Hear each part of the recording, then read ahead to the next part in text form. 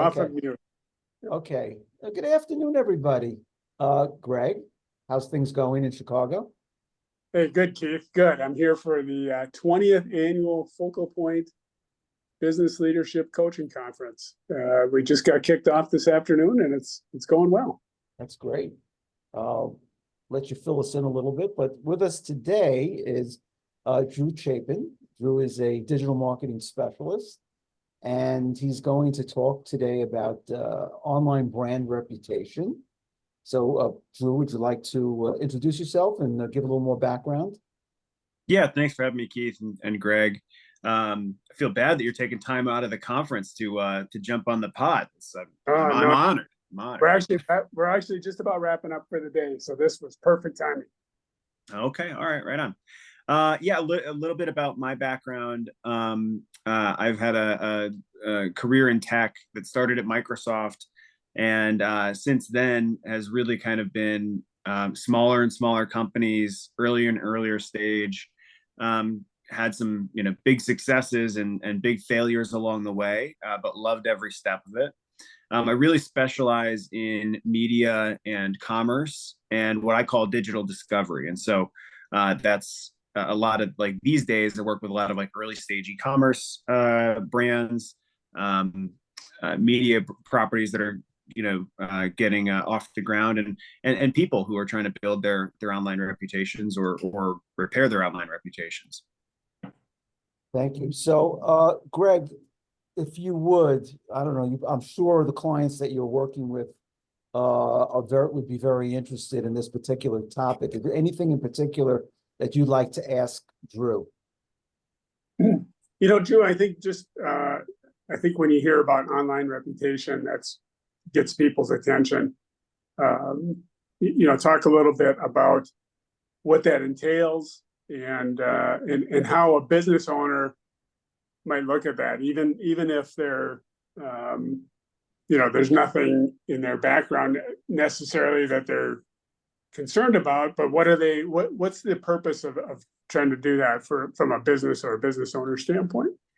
Well, there are a couple of different statistics, so it's sort of one of those, like, which source do you trust? But it seems like about 3/4 of all online activity, we're talking all online activity, begins with a search. And so it's very, very, very important to be able to feed the machine at Google, at Bing, at all the different the other ones, what it is that you'd like to show up there, because that is, odds are, the way that somebody's going to discover your business. And what I always tell people is, like, look, a lot of people say, well, Google's going to do what Google's going to do, or what can I do to influence Bing? They sort of throw their hands up and say, well, forget it. Like, whatever's going to happen is going to happen. And that's just not the case. There's a lot that these businesses can do, both proactively, defensively. There's all these different kinds of strategies and ways that you can navigate that. Thanks, Drew. I have a question in terms of, obviously, there's a difference between a personal brand and a business brand. So, well, the lines are more blurred today than ever before, but yes, yeah. So what would you say is more critical when you're a business owner? Is one more critical, or both really so intertwined? Yeah, they feed each other. I always like somebody to really take care of their personal online reputation first, just because that is an easier springboard, to launch off of. Just makes it a little bit easier when it comes time to building those business profiles and getting all that kind of stuff going. But yeah, I mean, they're deeply related. So, just as a follow-up to that, for a company or person that's starting a new business, how important is their personal brand when they're first starting out? Yeah, I mean, it's everything, and I think that it's especially true if there's like a sole proprietorship, kind of situation, or certainly with a service-based business where somebody is going to be, the face of that business. Super, super important, because people are going to say, look, I'm going to bring this person into my home to do this work, or I'm going to trust this person to help, train my dog. And they're not just going to look into, Drew's dog training or whatever. They're going to look into Drew, myself. Right. So yes. It's all connected. It's so amazing. I mean, my background is 40 years long. When I started out in business, there was no internet. I know that makes me very old, but needless to say, in today's world, it's like, I believe you just, especially when you're starting out, you're really one and the same because your brand has no reputation. Okay. So, yeah, right. So basically, exactly right. If you don't build yourself as a brand initially, until your actual business brand becomes that much better known, I think you'll lose that opportunity. So I would think that it's important that an entrepreneur or a startup business really focuses on both. Would you agree with that? I mean, it's sort of yeah. And I think there's also some interesting, just sort of generational kind of demographic type shift happening, where it's increasingly important, certainly for Gen Z. It looks like for Gen A as well, and some like younger millennials, like they really want to spend money with people who they can trust, that align with their values and all that kind of stuff. There's this sort of like shift in attitude where it's like you're not just doing business with a business, you're doing business with the people behind it, and value alignment and things like that are important. And so that only ratchets up how important a online brand is, and making sure that there's nothing negative or anything out there that you don't want to be out there, because people care. Right. So what are the different ways that a company or an individual can build their brand online? It starts with your own properties that you own. I think it's very important to have some sort of springboard that's like platform agnostic, some kind of thing that you own. Ideally, it's your website. Ideally, it's your domain name that has your brand, preferably a .com. And not leaving your digital footprint up to the whimsy of one of these major social media platforms or other kind of things. So I think, first things first, like lock down your digital intellectual property, ideally a .com with your brand name, and then use that to link off to all of these different things. And look, there's people who will say, just focus on one social network or one place where you're actually going to, where you and your customers live and spend time online. I think that's true, and certainly focus your efforts there. But register everything, even if you think there's no chance that your shoe store is going to have a TikTok, register a TikTok, because you never know. And also, the last thing you want is your online reputation to be threatened by somebody, registering the name of your shoe store and doing something completely unrelated, and confusing the whole thing. So secure your digital intellectual property, starting with that website with your brand name, but then also parking every single social network that you and anyone in your family has ever heard of. No, that makes a lot of sense. But I mean, is the type of social network very much that you focus on very much based on your product and your demographic? Yeah, I think it'll feel natural to any small business owner, any entrepreneur. Ideally, you're getting into business with a deep understanding of your customer and knowing who this person is, right? The P1. And I always like to just say, like, where they live and spend time online, So build out a robust LinkedIn presence if you're trying to sell to business owners, right? If you have like a B2B product or something like that, that's great. There's also lots of trade publications, but there are like trade communities. I mean, there are groups on Facebook or on LinkedIn or if you were selling restaurant supplies, for example, like where all of those people live, and just really focus on where people live. It's 101, maybe seems a little oversimplistic, but it's critical. Right. And it's funny because when I was talking to Greg last week about how much has changed, when I started my career, I owned retail stores and I did business within 3 to 5 miles. There's no more barriers. Certainly you can be a global company if you have a product that would resonate globally, but the walls are down. There's nothing stopping you. So, if this all ties into brand and, brand reputation, brand awareness, and Greg, I'm sure you have a few questions yourself, so I want to let you chime in there too, please. Yeah. So Drew, this can all be, I think, a little overwhelming to somebody who's just starting a business and they want to, like you said, they want to do what they're passionate about, which is, maybe they're an HVAC company, maybe they're a dog obedience trainer, maybe they're a business leadership coach. But is this something people can, a business owner can do themselves? Obviously it's something, a service that you provide, but just talk a little bit about, maybe some real simple things a person could do to impact this, because again, it can be, with all the other things going on as you're starting a new business, this can, this adds one more layer of complexity to getting that business up and going. Or can. Yeah, I will say there's not a lot of secret sauce to this. It is really like pretty direct. It's the kind of thing that I put out guides for free on founderorm.com. And that's about like online reputation. It's mostly geared towards like individuals and personal online reputation, but I put those things out there. I will say there are little details that are critical to the success of a campaign like securing your digital intellectual property.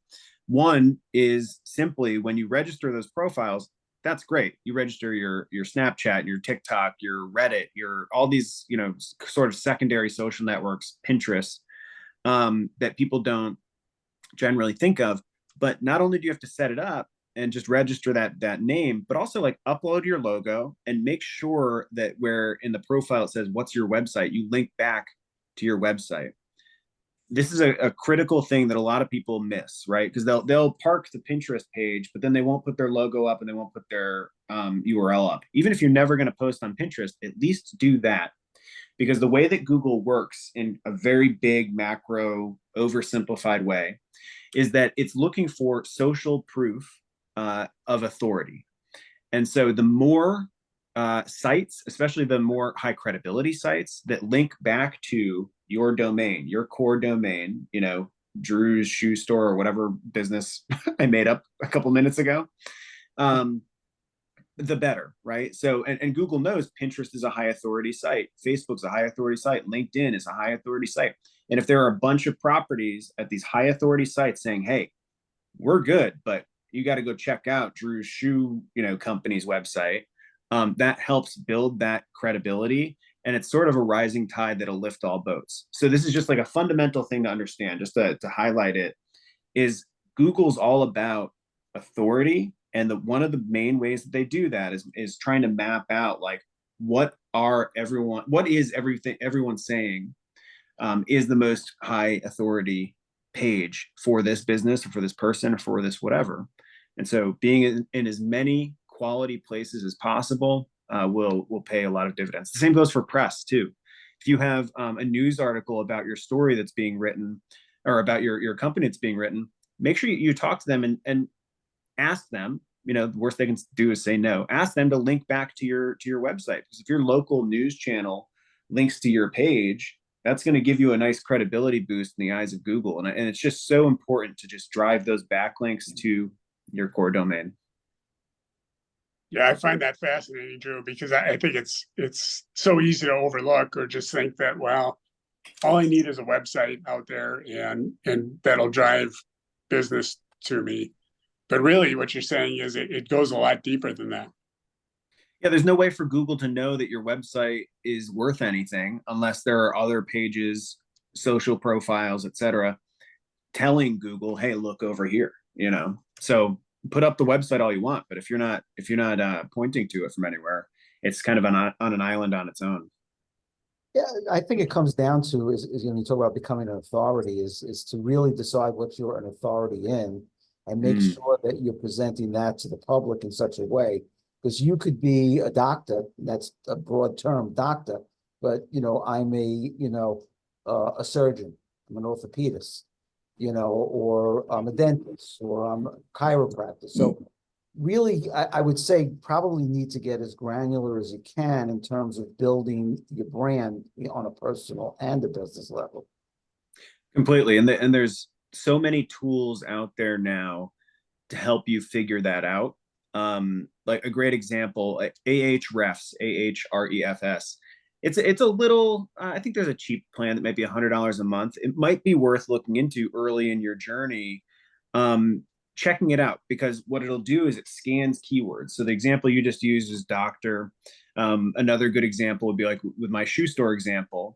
You might say, okay, like let's look at Hartford, Connecticut, and let's look at shoes. Like, okay, when people in Hartford Google for a shoe store, what does it look like? Well, it will tell you, well, people don't really Google shoe store. People Google running shoe store, right? Or dress shoes or whatever, some kind of subcategory. And that should inform what you're putting out there on your page. Maybe even the title of your website, right? Instead of Drew's shoes, it should be Drew's running shoes, because there's a bigger audience for running shoes than there are for shoes. So there's all these analytics tools that can help inform these decisions. I mean, there's no excuse. So what you're saying is to be as descriptive as possible in your search terms. Yeah. It's interesting. So Drew, how does this tie into, you talked a lot about reputation and brand, but tie that back into, let's say, a marketing plan, or how a business then would go from that branding to the next step. You mean like how it can work in conjunction with like advertising and things like that, or Right. Yeah, I mean, like branding, of course, this huge kind of North Star that you're establishing for your business, right? You want to make sure, of course, that everything serves each other. So if I'm putting a lot of digital discovery, organic reach, reputation out there to build up my shoe store as a running shoe store, but then you're buying ads for dress shoes, I mean, you're probably confusing people. You're certainly confusing the different algorithms that are out there. So yeah, of course, making sure that these things are in step is important. It's such a great topic, because I think most people, when they're just getting started, they really don't have any sense about brand building at all, whether it's personal or business. And that's where they need help. That's where they need somebody like yourself who has that expertise. So I have a question. So what advice would you give someone that has a negative reputation? Something happened that was bad, and it's like at the top of the search engines, and they really need help in really not necessarily removing it, but obviously if possible to remove it, but also to move it down so it's not so prominent. Yeah, there's two things that I always tell people who have negative online reputations, whatever it is that they're trying to overcome. The first is, I know that it feels helpless. It's certainly not helpless. There's always a way forward. And the second is, it's sort of like how I just explained that Google's really looking to provide the highest authority source of information about you, your business, whatever. That's true. Another very important element is how recent that news is, or how recent that review is, or whatever. A lot of Google is really, at the end of the day, like common sense. And they will know that if there's a news story that came out yesterday, that's more relevant than a news story from 4 years ago, right? So the biggest thing that you can do, look, if something negative just happened a week ago, you've got to ride that out a little bit. But in time, continuing to be present, continuing to put out new content, continuing to, talk to the press and do things like that, it's going to serve you so well because Google rewards recency. I think that's a very important thing. And no matter what that negative thing is, there is a way to overcome it. Thank you. I think that's a very important thing, and not just if it happened to you personally, but something as simple as, and restaurants are a good example of this. They had a bad night. Okay, somebody was unhappy. First thing they do is they go do a review. We shouldn't say the first thing they do, but one of the things that they'll do is they think that they're solving the problem, and they go and they give it, a negative rating, bad comment, service was terrible, food was awful. So, how does someone solve that problem? Well, I mean, specifically with reviews, I just went through this. I'm looking at moving to a new apartment building, and I've got it down to a couple of different candidates. And I'll tell you, I toured them. They checked all the boxes. They're in the price range, like all that kind of stuff. Check. The determining factor was I went onto Google and I looked at their Google reviews, and some were good, some were bad. You have to understand, like it's a fact of doing business. There's going to be some negative reviews, and the people who are most upset with a bad experience they had will be the loudest, and it'll also stand out to you the most as the business owner. But I looked at this and I thought, okay, well, some of these have negative reviews, but then some of these have negative reviews where then the building owners responded and addressed the issue. And it meant so much, especially when you see, okay, there's 10 negative reviews, but every single one of them was responded to, and it looked like they made a good faith effort to resolve the issue. That means the world. So when something negative happens, do not just shy away from it. Try to address it directly on the platforms where you can, like Yelp or Google or whatever. And in places where you can't, look, take it, but then offer the counter narrative. Put out, some kind of news, or put out some kind of social post or whatever, and talk about, like, acknowledge the issue and show how you're moving forward from it. So, and that's a great point. And one of the things, and I was a retailer for many years before there was any digital. And I always made a point of solving a problem, even if I lost money. It didn't really matter to me. And I would, if I had a store full of people and someone came in and they were like ranting, they were ready for that I wasn't going to solve their problem. Literally, I would take I was in the eyeglass business, by the way. I would take the glasses, I'd throw them in the garbage. I mean, certainly when there was a store full of people, I made a big scene. And they said, well, let's start over. No big deal. Let's pick out something. New. So now you can't do that same thing I just talked about online. What you can do is, one, you can respond as you just said. And two is maybe you make them an offer, say, hey, listen, whatever happened, I'm certainly terribly sorry. It shouldn't have happened. Here's if it's a restaurant, it's expensive. Here's a $25 coupon. Please come back and see me. I'm the owner. And so proactive, I think, is the key word. Would you agree? Yeah. And encouraging people to give you another shot. In some businesses that's easier than others, but whatever you can do to get another crack at it. Like a restaurant is a great example of that. We missed it, tonight, come back next week, give us another try. I mean, we might not think it the way that it's sort of like the general discourse is, but people generally are reasonable, and there's a lot more common sense out there than maybe we give credit for. Well, because you get the screamers are always, they it's like squeaky wheel gets the grease, but online it's exacerbated. Right. Well, and I think protecting that reputation is so important, is what I'm hearing from you, Drew. That, and Keith, you're kind of seconding this, that you really want to treat that brand reputation as something of value. And so if there's a bad review out there, the opportunity to make it right does really two things. One is it helps with that individual review, but second is it lets others see how you as a business deal with unhappy clients.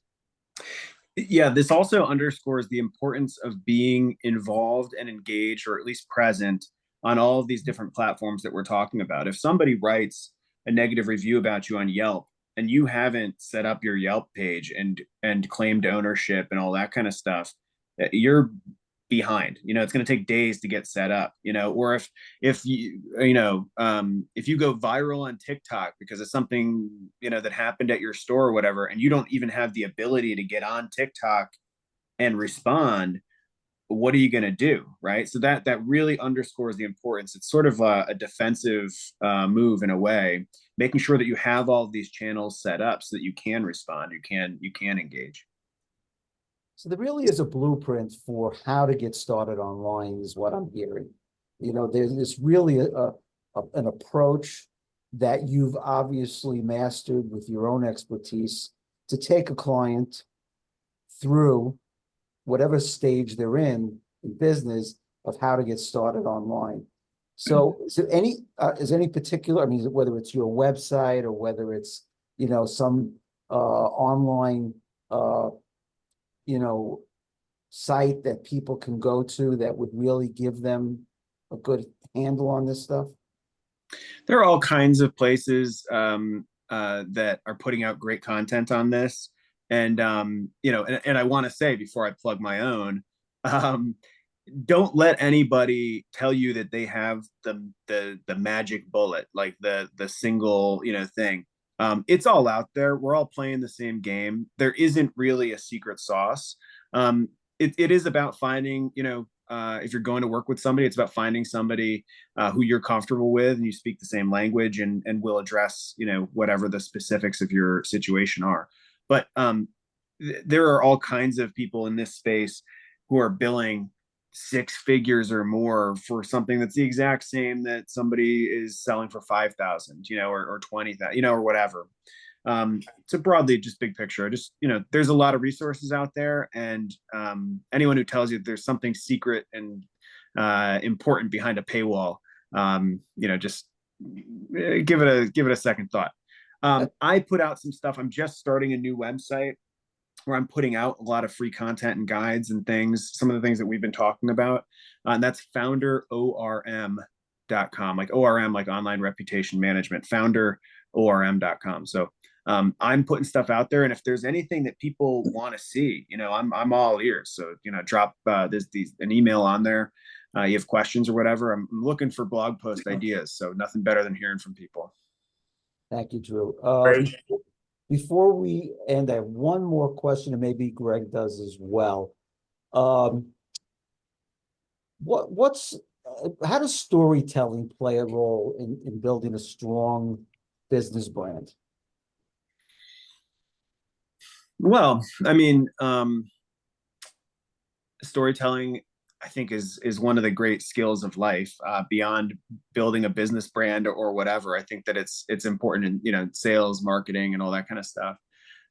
What I think maybe some people miss, especially if you're a small business operator or a service business or whatever, is that you have a story behind your brand. There's a reason why you started the shoe store or the dog trainer or the whatever.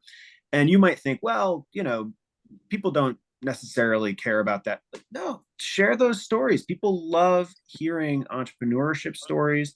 They love to hear kind of the spirit behind the brand and things like that. And like I said earlier, I think it's more important than ever, especially the younger people out there, the consumers who are starting to enter their prime, spending years. They really care about hearing those stories and knowing who they're doing business with. So get out there, tell your story, tell it with, as much authenticity and passion as you can, because as a small business owner, of course, you've got passion for the problem that you're solving.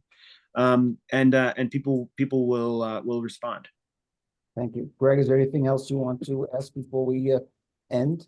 I think not so much a question, but just, Drew, what I'm hearing from this 30-minute conversation, which I really found fascinating, is that this is really something as a business owner, we should be proactive about and not reactive. That we really should get out in front of this and treat this as a really important part of our business. Yeah, I mean, like just numbers, nuts and bolts. I mean, it's where the majority of traffic for most businesses passes through. Almost no matter what your business is, like having a strong presence on Google is going to be the way that people find you. So yeah, I mean, get out there and definitely be proactive. It's like the website when we talked about. It's one thing to build a website. It's another to show Google, hey, this website matters. You've got to build that online reputation and show the powers that be, Google and Bing and all of them, that your company or your service or your personal identity matters. Can't hide. So, Drew, I just want to thank you on behalf of Greg and myself for joining us today. Well, thank you, guys. I'm sure Greg wants to thank you personally himself, but well, Keith, I think we hit it out of the ballpark with having Drew as our first no guest. question. First guest. First guest. Oh, Last man, week was I'm our glad I knew guest. that beforehand. Yes. We didn't want to put the pressure on you. Yeah. But, This is good. This is like when like the late night hosts, go to wrap up their run or whatever, and they bring back the first guest for the last show or whatever. I'm looking forward to that one in, Yes, in 30 years or whatever. well, if Greg and I are still around. All right, everybody. No, it's been great. It's been a real pleasure, guys. Yeah, thanks, Drew. Very informative. Okay, thanks, everybody. Thanks for joining us today.